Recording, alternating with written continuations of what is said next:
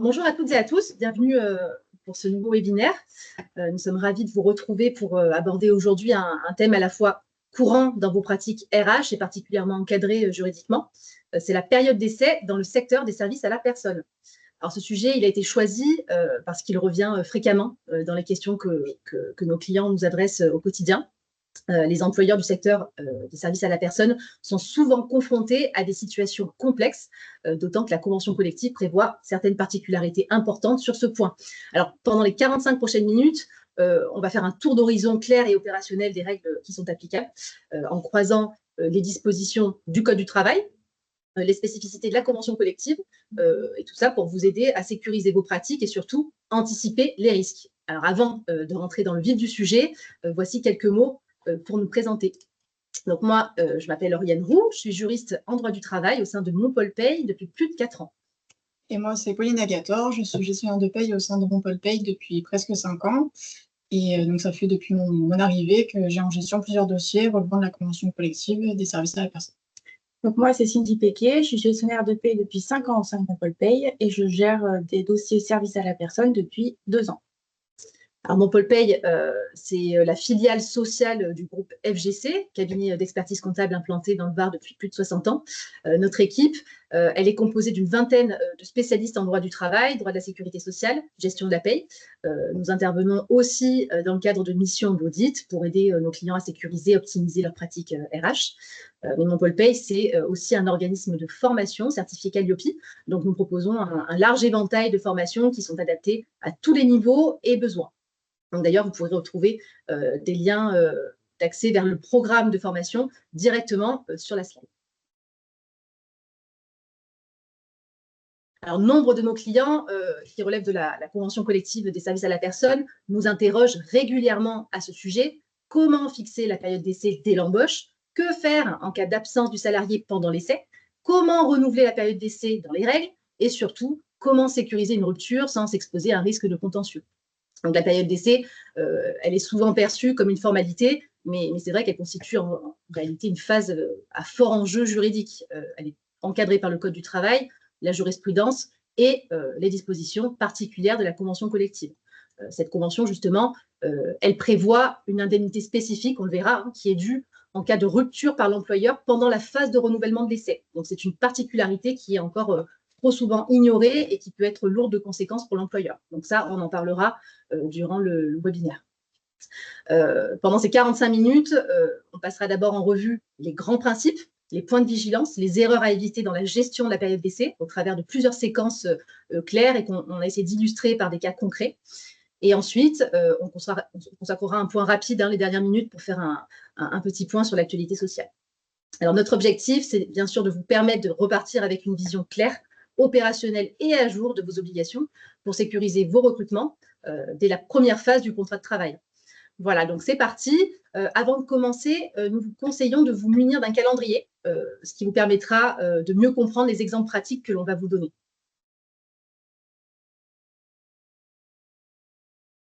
Alors, voyons déjà ensemble les principales caractéristiques de la période d'essai. Donc, comme vous le savez, la période d'essai, elle permet à l'employeur d'évaluer les compétences professionnelles du nouveau salarié pour s'assurer qu'il a bien les capacités par rapport au poste, sachant bien sûr que ne sont prises en compte que les capacités professionnelles du salarié. Mais la période d'essai, elle va aussi permettre au salarié de valider que le poste et l'environnement de travail lui conviennent. C'est donc dans les deux sens. Alors attention, parce que la période d'essai, elle doit impérativement être écrite et prévue dans le contrat de travail. Si elle n'est pas prévue explicitement dans le contrat, elle ne peut pas être opposable au salarié. En clair, elle ne se présume pas. Concernant sa durée, elle est variable selon la catégorie professionnelle et la nature du contrat, si c'est un CDI ou un contrat à durée déterminée. Enfin, en cas de rupture par l'une des parties, les formalités, elles sont simplifiées. Donc, il n'y a pas de motif à avancer ni d'indemnité à verser en pratique. Alors, attention, je l'évoquais juste avant, la convention, elle prévoit justement le versement d'une indemnité dans un cas bien précis. Donc, ce point-là, on l'abordera plus tard durant le webinaire.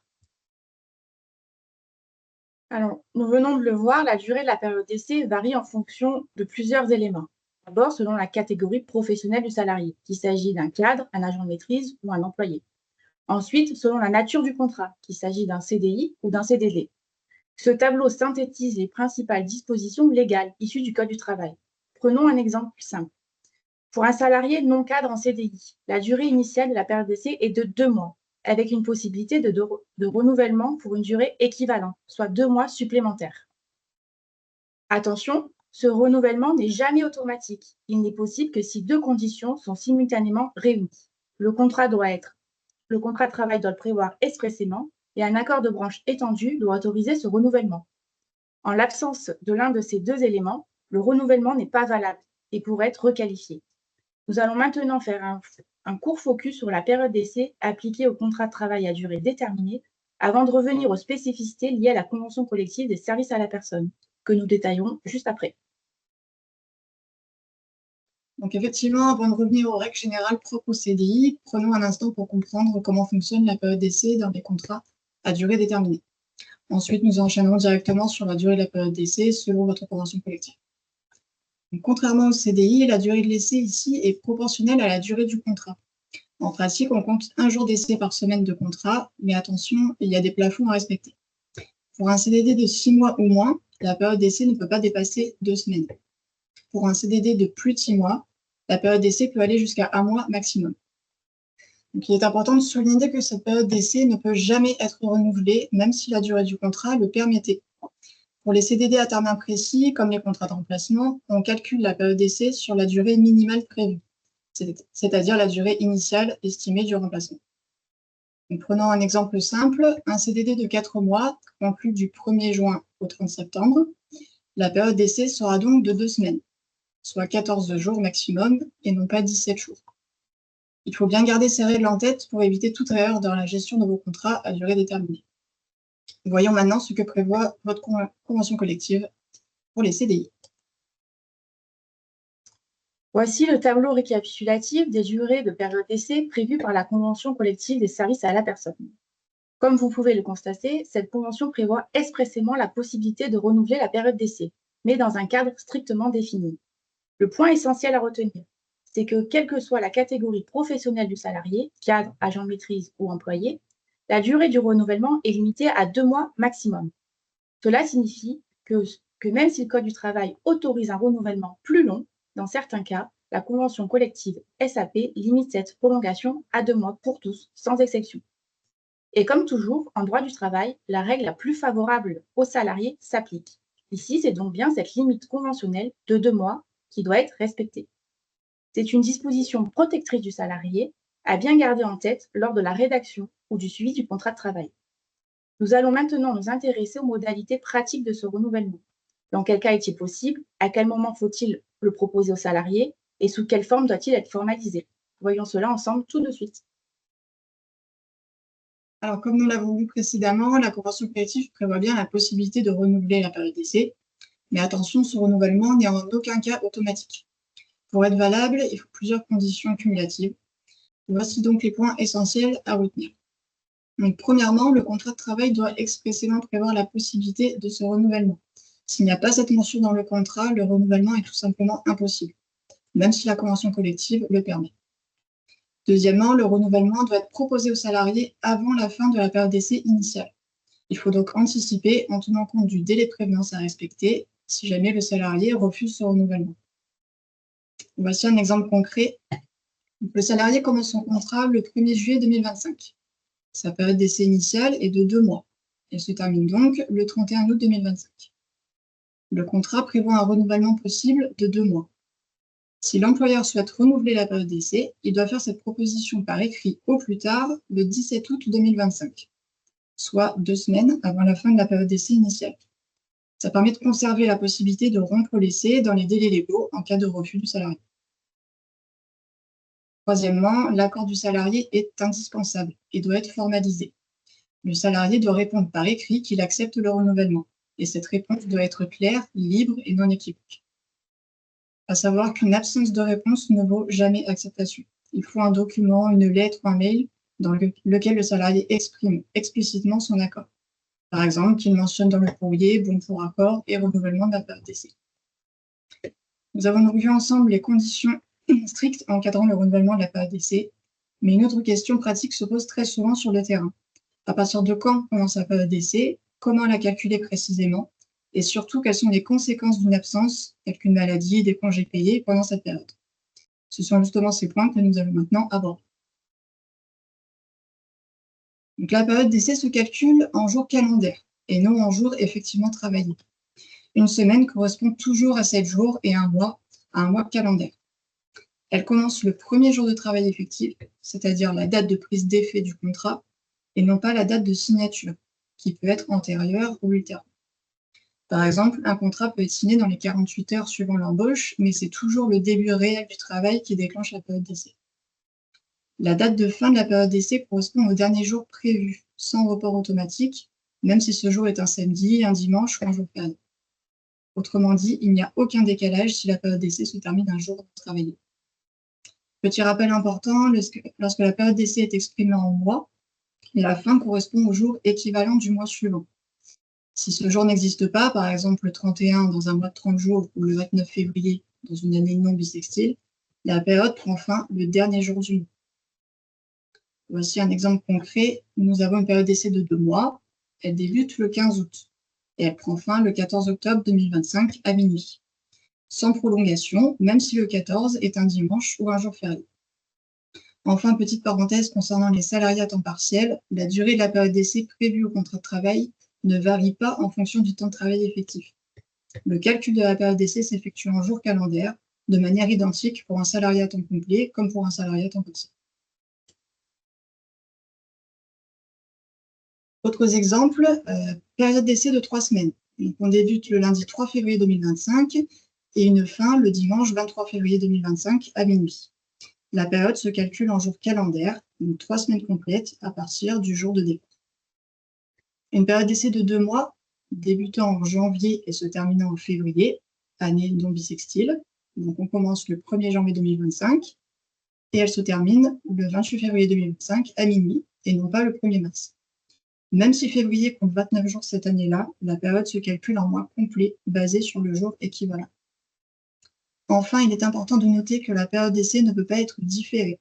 Par exemple, si un salarié suit une formation théorique en début de contrat, cette formation est incluse dans la durée de la période d'essai. Elle ne reporte pas le démarrage de l'essai.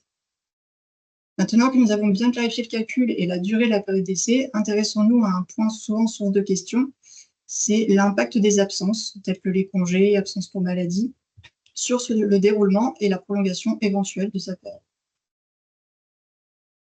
Alors, lorsqu'un salarié est absent durant sa période d'essai, celui-ci est suspendu. Cela signifie que l'essai est prolongé d'autant. Le temps pendant lequel le contrat est suspendu ne compte pas dans le calcul de la période d'essai. Concrètement, toute suspension du contrat, maladie, congé, accident du travail, entraîne une prolongation de la période d'essai, équivalente à la durée de l'absence. Cela permet à l'employeur d'évaluer le salarié pour une durée d'essai réellement travaillée. Un exemple, une aide à domicile s'absente 10 jours en mars pour un arrêt maladie. Sa période d'essai sera prolongée de 10 jours. Mais attention, certaines absences ne prolongent pas l'essai. Il s'agit notamment des jours fériés chômés, qui sont inclus dans les jours calendaires, et des jours de formation professionnelle dispensés par l'employeur. Ces journées ne suspendent pas le contrat. L'essai continue de courir normalement. Par ailleurs, voici une bonne pratique RH. En cas de prolongation, il est vivement recommandé de notifier la nouvelle date de fin d'essai par écrit, idéalement par lettre recommandée avec accusé de réception. Un avenant au contrat de travail n'est pas obligatoire, mais une trace écrite sécurise la relation de travail. Voici quelques points clés à retenir sur le calcul. Déjà, le décompte de la prolongation se fait en jours calendaires, c'est-à-dire tous les jours, y compris samedi, dimanche et jours fériés. De plus, la prolongation est limitée à la durée de l'essai, qui reste à courir. Nous avons prévu quelques exemples pratiques pour illustrer ce sujet. Un salarié a une période d'essai de 2 mois, du 10 juin au 9 août 2025. Il est en arrêt pendant une semaine au cours du premier mois. La période d'essai est donc prolongée d'une semaine et se terminera le 16 août, soit 7 jours en plus au-delà du 9 août. Autre cas, un salarié a une période d'essai de 2 mois, du 9 juin au 8 août 2025. Il tombe malade le 1er août, pour 3 semaines.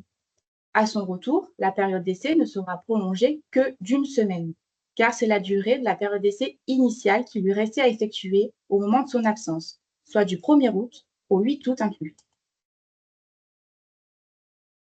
Alors, en matière de CDI, conclu à la suite d'un ou plusieurs contrats à durée déterminée, ce qu'il faut noter et se rappeler, c'est que la période d'essai ne peut pas être appliquée sans tenir compte de l'expérience qui a été déjà acquise par le salarié dans l'entreprise.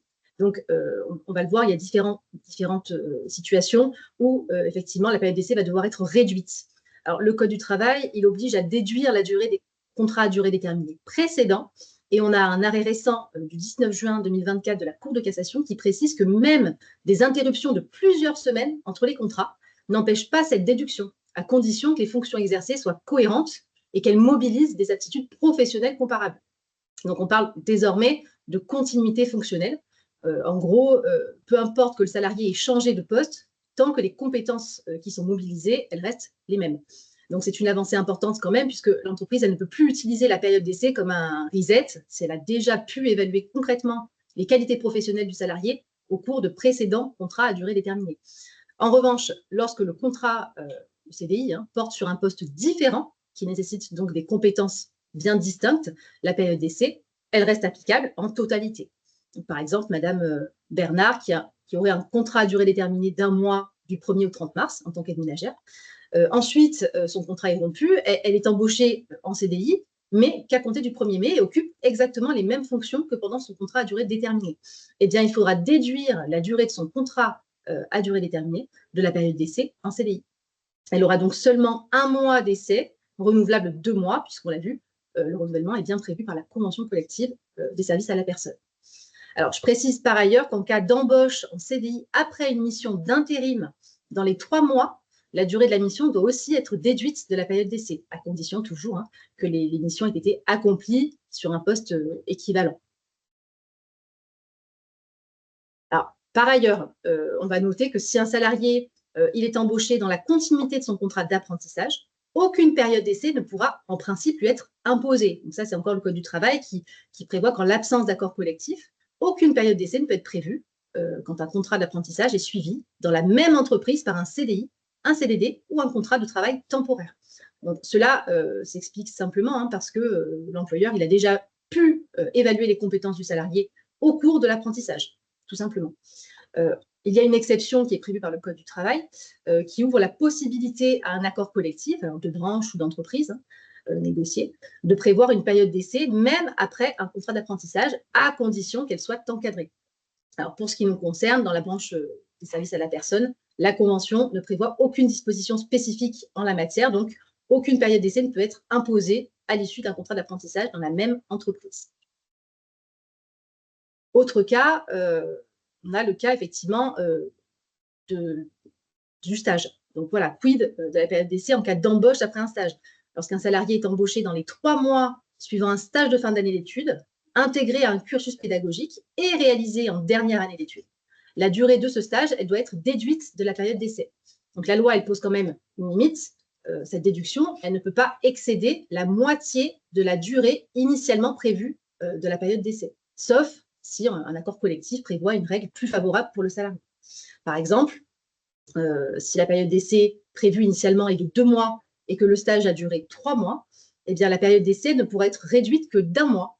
Voilà. Mais s'il y a, alors, il peut y avoir une nuance effectivement si l'emploi correspond aux activités confiées pendant le stage. Alors là, la durée du stage, elle doit être réduite et déduite intégralement de la période d'essai sans aucune limitation. En revanche, si les fonctions sont bien différentes, la réduction reste plafonnée à la moitié de la période d'essai. Alors, la convention collective là-dessus, eh bien, elle confirme et reprend la règle légale qu'on vient de voir. Donc, en cas d'embauche à l'issue d'un stage réalisé en dernière année d'études, la durée de ce stage est déduite de la période d'essai dans la limite de la moitié, renouvellement compris. Et surtout, si l'embauche concerne un emploi en lien avec les missions confiées en stage, la période d'essai doit être supprimée dans son intégralité. Voilà ce que dit la Convention sur ce point. Alors concrètement, ce qu'il faut retenir de cette partie, c'est qu'avant de fixer une période d'essai, il est essentiel de vérifier si le salarié a déjà exercé des fonctions similaires au sein de votre structure, en contrat à durée déterminée, en stage, en contrat d'apprentissage, et surtout de s'interroger sur la pertinence de l'essai. Est-ce que les compétences du salarié elles ont été déjà évaluées? Est-ce que la période d'essai elle est réellement justifiée? Voilà, toute période d'essai, elle doit répondre à un besoin objectif et bien sûr, elle ne peut pas être systématique, donc il faut être vigilant sur ces points-là. Et pour terminer sur cette séquence, voici une actualité jurisprudentielle qui est assez intéressante et concrète pour les RH et employeurs. C'est le cas d'une salariée qui a été embauchée avec une période d'essai, sauf que cette même personne avait déjà travaillé pour le même employeur pendant 9 mois en tant qu'auto-entrepreneuse sur des missions très proches. Donc la Cour de cassation, là-dessus, est claire et elle dit que la période d'essai n'est valable que si elle permet réellement d'évaluer les compétences du salarié.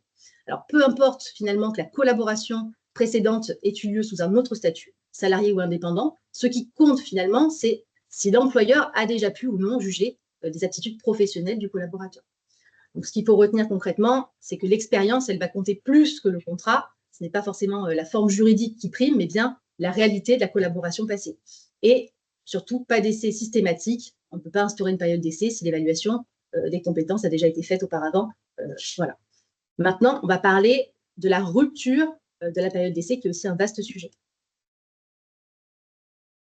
Donc, on aborde à présent un point sensible qui soulève souvent des questions. Comme le disait Oriane, on va avoir la rupture de la période d'essai.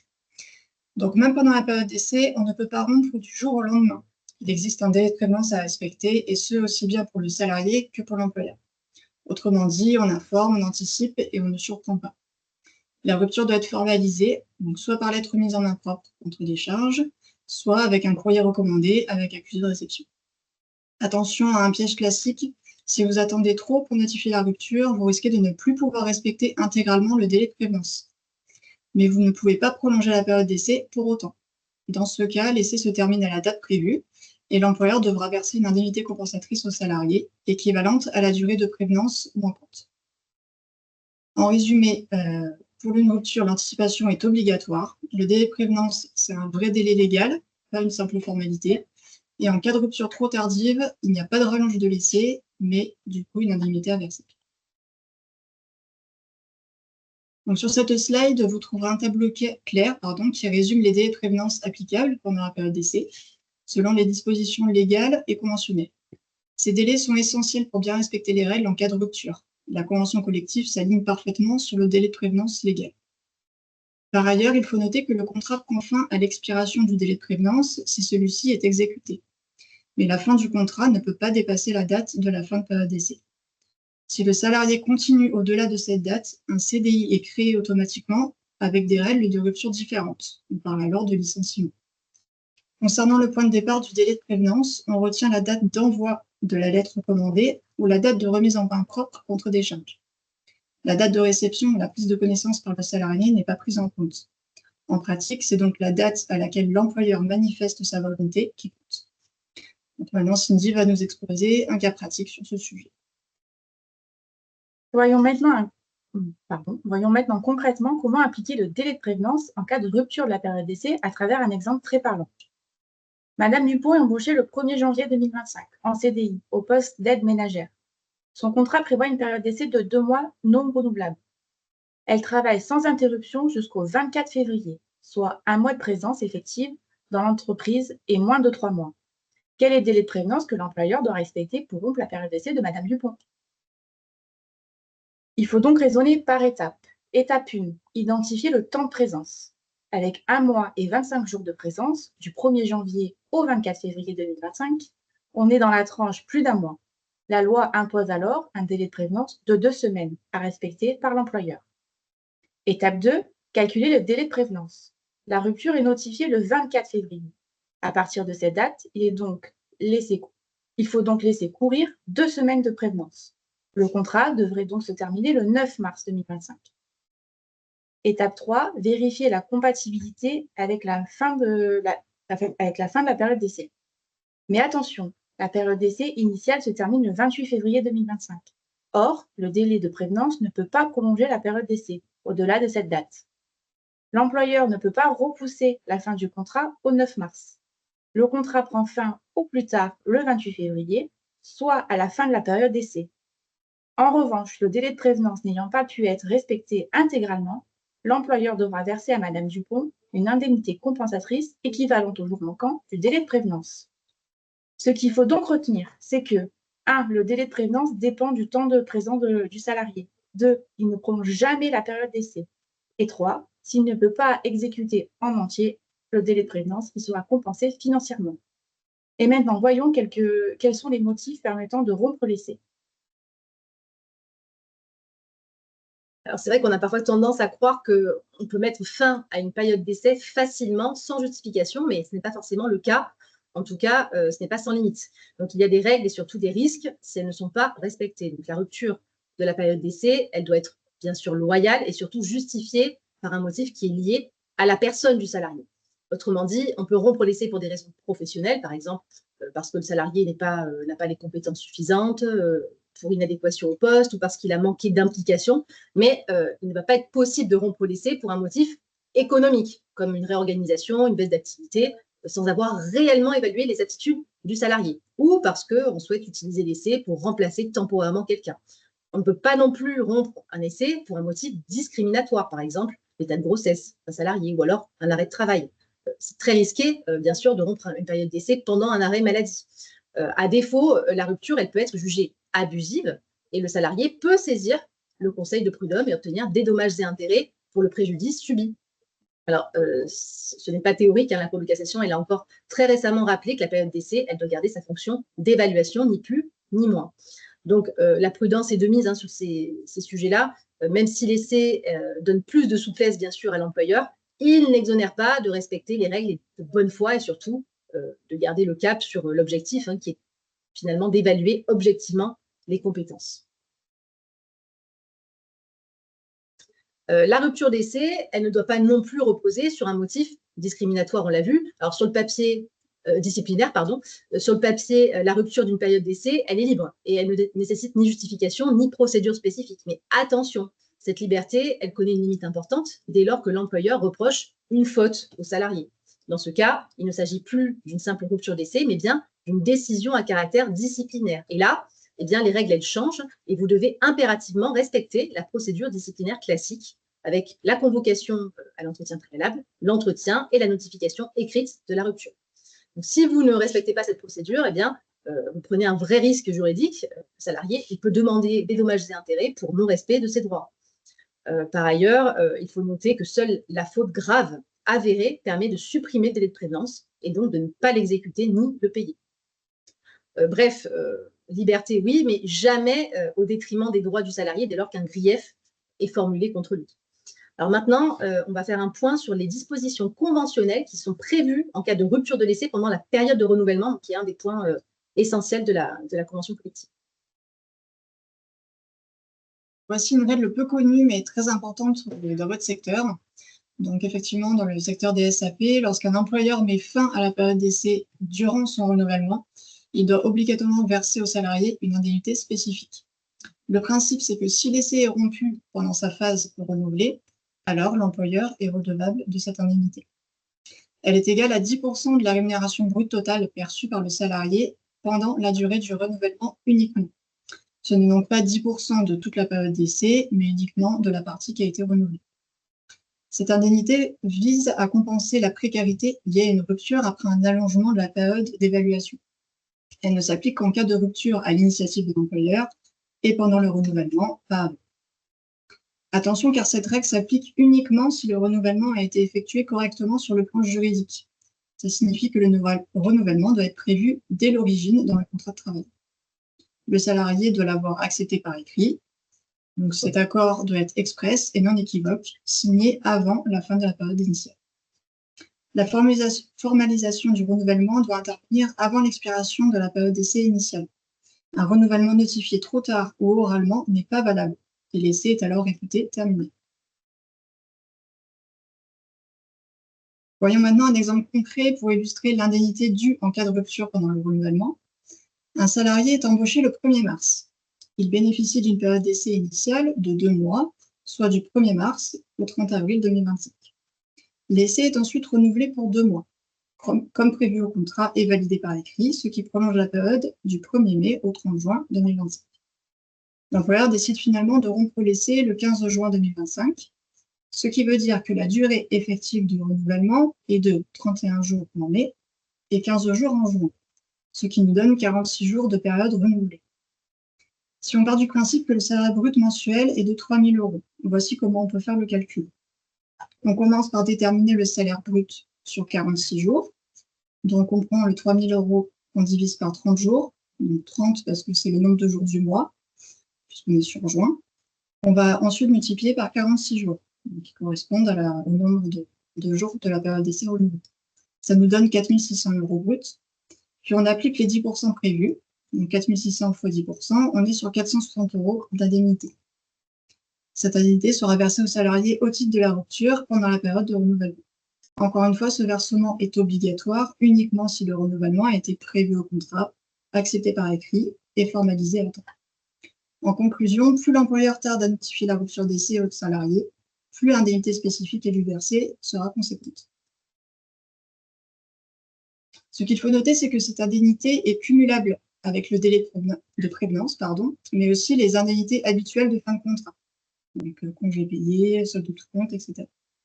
Cette indemnité ne s'applique pas si la rupture intervient pendant la période initiale ou si le renouvellement est irrégulier, absence d'accord écrit du salarié par exemple. Cette indemnité spécifique est issue uniquement de la convention collective des services à la personne et ne figure pas dans le code du travail. Il faut donc être vigilant sur ce sujet. Donc, au-delà de cette indemnité à verser aux salariés, il peut s'avérer risqué de rompre une période d'essai trop rapidement après l'avoir renouvelée. Pour une mise en situation, une intervenante à domicile voit sa période d'essai renouvelée pour 1 mois supplémentaire. Elle signe l'avenant le 10 avril. Le 11 avril, l'entreprise décide finalement de rompre l'essai. Cette rupture comporte un risque et laisse sous-entendre un manque de loyauté de la part de l'employeur, ce qui peut constituer une rupture abusive. La jurisprudence a déjà considéré que l'intention de rompre était préexistante et que le renouvellement n'avait servi qu'à repousser la décision. Si elle est contestée, la rupture peut être requalifiée en licenciement sans cause réelle et sérieuse, notamment si des éléments de preuve l'attestent, comme des mails, des retours négatifs, etc. Il faut donc proposer un renouvellement que si le doute est réel sur les compétences et si la décision de rupture est quasi certaine. Rompez dans les délais sans renouveler. Nous abordons ici un cas fréquent mais délicat, la question de la prolongation du délai de prévenance après que la rupture de la période d'essai a été notifiée aux salariés. Prenons un exemple simple. Un salarié dont la période d'essai se termine le 30 avril. L'employeur notifie la rupture le 15 avril, avec un délai de prévenance de 2 semaines, donc fin du contrat le 29 avril. Mais si le 25 avril, l'employeur et le salarié décident ensemble de prolonger la présence de 10 jours, attention, ce type d'accord informel n'est pas légal. Une fois la rupture notifiée, le délai de prévenance est figé. On ne peut ni le rallonger ni le modifier. Si le salarié continue à travailler après la date prévue, cela peut être vu comme un nouveau CDI sans période d'essai ou une requalification de la rupture en licenciement abusif. Autant dire un risque juridique important pour l'employeur. Pour éviter ça, réfléchissez bien avant de notifier une rupture de période d'essai. En cas de doute, ne vous précipitez pas. En cas de besoin de prolongation, respectez les règles, en ayant recours à la prolongation automatique en cas d'absence ou au renouvellement dans les délais prévus. En résumé, il faut respecter strictement les délais et procédures. Toute entente informelle pour modifier le délai de prévenance peut coûter cher à l'entreprise. Alors, autre cas, effectivement, qu'on rencontre régulièrement dans la pratique avec nos clients, c'est celui de l'employeur qui notifie une rupture d'essai en se trompant dans le calcul du délai de prévenance. Par exemple, il prévoit 48 heures de délai de prévenance alors que 24 heures suffisent. Alors, dans ce cas, il ne faut pas laisser le contrat courir au-delà de la date normale. La meilleure réaction, c'est d'adresser rapidement un courrier de correction au salarié pour ajuster la date de fin et un erratum, quoi. Et si cette correction arrive tardivement, eh bien, l'employeur il peut choisir de payer la journée annoncée en trop à titre d'indemnité compensatrice. Cela, effectivement, pourrait permettre de sécuriser la situation tout en limitant le risque juridique. Alors, bonne pratique RH sur le sujet, bien sûr, c'est de préférer ne pas indiquer de date de fin dans la lettre de rupture d'essai. Ce n'est pas forcément utile et c'est souvent source d'erreur finalement. Donc, il vaut mieux se contenter de mentionner clairement le délai de prévenance applicable, par exemple 24 heures, 48 heures, 2 semaines, et préciser également sur le courrier le point de départ de ce délai. Donc, par exemple, dans le courrier de rupture, vous pouvez écrire que le Code du travail donne droit aux salariés à un délai de prévenance de 48 heures qui débutera à la date d'envoi de la lettre ou à la date de remise en main propre du courrier de rupture, mais sans parler de date précise. Voilà, donc on a voulu reprendre quelques cas pratiques qui sont souvent rencontrés avec nos clients. N'hésitez pas, bien sûr, à nous présenter d'autres cas en commentaire si vous souhaitez. Alors, on voulait également faire un petit focus sur les 45 premiers jours du contrat d'apprentissage. Alors, attention aux idées reçues sur le sujet. Lorsqu'un contrat d'apprentissage débute, on entend parfois dire que ces 45 premiers jours seraient une période d'essai. Or, ce n'est pas le cas. En réalité, le Code du travail prévoit une faculté de résiliation unilatérale du contrat sans motif pendant les 45 premiers jours de formation pratique en entreprise, qu'ils soient consécutifs ou non. Donc, ce dispositif, il ne correspond pas juridiquement à une période d'essai. Donc, aucun motif n'est nécessaire, aucun délai de prévenance n'est à respecter et on n'applique pas les règles classiques qui encadrent la rupture pendant l'essai. Alors, on a un cas particulier, bien sûr, qui vous est peut-être déjà arrivé, c'est le nouveau contrat d'apprentissage. C'est-à-dire que se passe-t-il si l'apprenti rompt son contrat et en signe un nouveau avec un autre employeur pour finir sa formation? Alors, dans ce cas, les 45 jours de rupture libre ne s'appliquent pas à ce second contrat. En revanche, ce nouveau contrat peut tout à fait prévoir une période d'essai selon sa nature. Donc, en CDI, ça peut être une période d'essai classique selon la convention ou le Code du travail. Et en CDD, ça sera une période d'essai qui sera proportionnelle à la durée du contrat. C'est vrai qu'on nous interroge aussi souvent quand on embauche un apprenti après un second contrat d'apprentissage, un premier contrat d'apprentissage.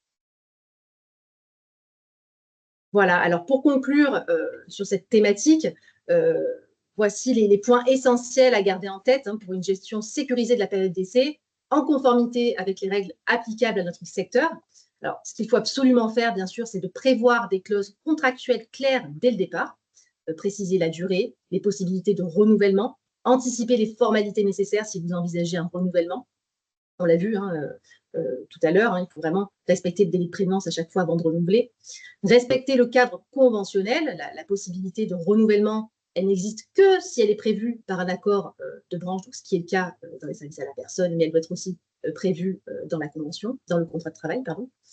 Il faut agir de manière loyale, c'est-à-dire que le renouvellement de la période d'essai ne doit pas être utilisé pour repousser une décision de rupture déjà prise. Cela pourrait être requalifié ou contesté. Et on l'a vu pour vous, en plus, il peut y avoir des conséquences en cas de rupture pendant le renouvellement financier. Il ne faut pas détourner la rupture d'essai de sa finalité. Rompre une période d'essai ne doit jamais masquer un motif disciplinaire au risque d'une requalification et de contentieux prud'homal. Et il faut bien maîtriser, bien sûr, les délais de prévenance, puisque le non-respect du calendrier, même d'un seul jour, peuvent coûter cher. Donc, anticipez et sécurisez vos notifications. Et enfin, on vous conseille évidemment de formaliser toute prolongation liée à une absence. Même si ce n'est pas juridiquement obligatoire, un écrit est toujours conseillé, bien sûr, et c'est une bonne pratique RH pour sécuriser les échanges et éviter toute ambiguïté. Alors voilà, je voulais passer à un petit sujet d'actualité justement qui concerne le secteur des services à la personne, actualité très récente qui a suscité beaucoup de questions dans le secteur, la mise en place d'un régime de prévoyance obligatoire pour les non-cadres. Donc cet accord, il prévoyait que, c'est un accord du 6 février 2025, qui prévoyait pour les entreprises adhérentes à la FEDESAP ou à la FFEC que le régime devait être appliqué dès le 1er juillet 2025. Pour les employeurs non adhérents à ces organisations patronales, eh bien, l'entrée en vigueur, elle se ferait uniquement après publication officielle de l'arrêté d'extension. Donc, ces employeurs non adhérents devaient en principe bénéficier d'un délai supplémentaire de 4 mois civils, ce qui permettait de sécuriser la diffusion de l'arrêté d'extension et de permettre aux entreprises de s'organiser administrativement, de mettre à jour leurs contrats, les adhésions, d'informer les salariés, etc. Alors, l'accord, il a été signé le 6 février 2025 par donc, les deux organisations qu'on vient de voir, la FEDESAP et la FFEC, et aussi par l'ensemble des organisations syndicales, qui étaient assez construit. Il instaurait donc ce régime de prévoyance obligatoire pour les non-cadres. Le 6 mai, on a eu un avis d'extension qui a été publié au journal officiel. Alors attention, il ne s'agissait pas encore de l'extension officielle, mais de l'ouverture d'une consultation publique de 15 jours qui permettait aux parties prenantes justement de faire valoir d'éventuelles oppositions.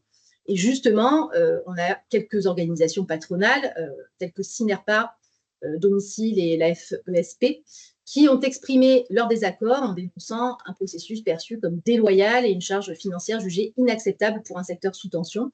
Donc, à ce stade, il semble que tous les travaux de négociation de la branche soient suspendus, bien qu'aucune annulation officielle, finalement, n'ait encore été constatée, à notre connaissance en tout cas.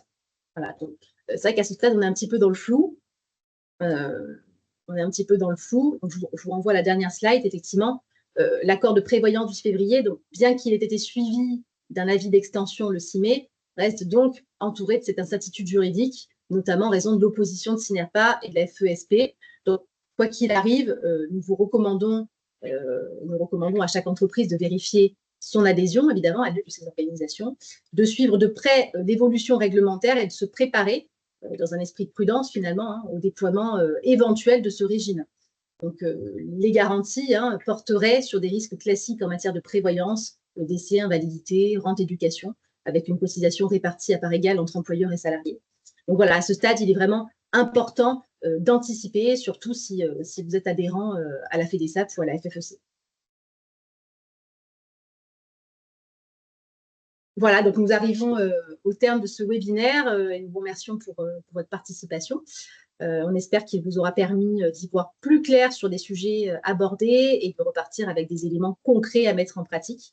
Donc, pour toute question, bien sûr, ou pour obtenir le support, n'hésitez pas à nous contacter. Et vous trouverez également sur cette dernière slide le lien vers notre programme de formation MonPolPay si vous voulez regarder un petit peu tout ce qu'on propose en termes de formation, aussi bien sur le plan juridique que sur le plan Pay. Voilà. Au plaisir de vous retrouver en tout cas prochainement pour un nouveau rendez-vous. Au revoir. Merci à vous.